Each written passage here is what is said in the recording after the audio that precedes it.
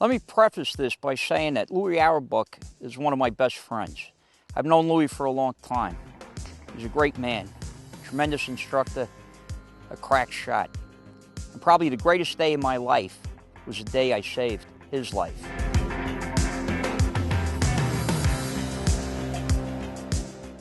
It was a hot summer day up at Gunsite. In fact, it was so hot and so dry that the rattlesnakes were all over. You couldn't walk across the road without stepping on one. We were getting ready to put some students through the scrambler, and when we reached the last stage of the scrambler, there was a large tree stump there. And when we approached it, Louis bent over, got down on his knees, looked inside, and he said to me, Put, there is a snake inside. And then I said, what?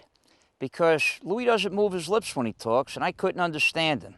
So he looked back up at me and said, Put, there is a snake inside. What do you want me to do? And I said, Jesus Christ, Louis, shoot the fucking thing. You can't leave it there. The students are going to get bit. So Louis realized that he had to use deadly physical force against this reptile. He took out his blaster. And because of the circumstances, because of the exposure of the snake, he had to get down and prone.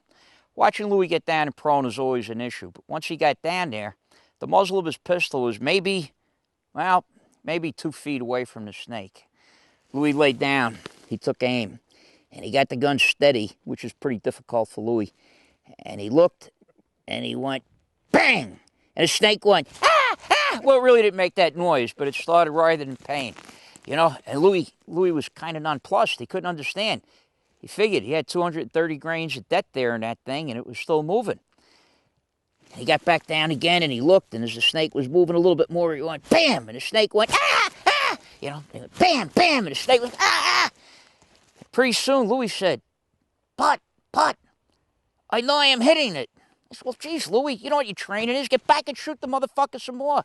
So he lays down, and he goes, bam, ah! The snake is bouncing, bam, and it goes like this again. Finally, Louis stops, and he looks at his pistol, and then he looks at me, and he says, I do not know. And as soon as he did that snake jumped out and attacked Louis. All right, maybe it didn't actually jump out to attack Louis. Maybe in his pain, he just jumped through the air.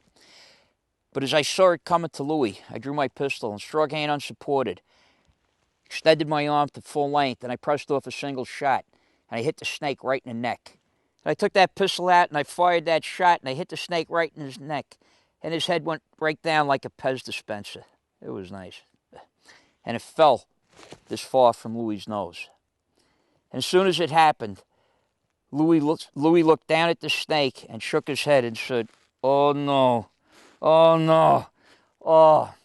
And then he looked back up at me, and he says, But, you're not going to tell anybody, are you? And I said, of course not, Louis. This will stay between us. As soon as he got up, I made believe that I had to launch a Democrat. And I asked him to take over the class. And I ran back to the team house, and I sat down on my computer, and I wrote, Death on a Sunny Afternoon. And when it came to the addresses, I hit global. A couple hours later, Louis gets a phone call from his girlfriend, Lee. And when he answers the phone, Lee says, my God, Louis, you okay? And he says, yeah, why? He says, well, because Pat Rogers sent out this great big story about how he saved your life. Yeah, and when he come back to me, he said, Pat, you fuck. You told me that you would not tell anyone. I said, Louis, I didn't tell anyone. I told everyone. So, Louis, the next time you decide you're going to put something in SWAT magazine that's a flat lie, fuck you.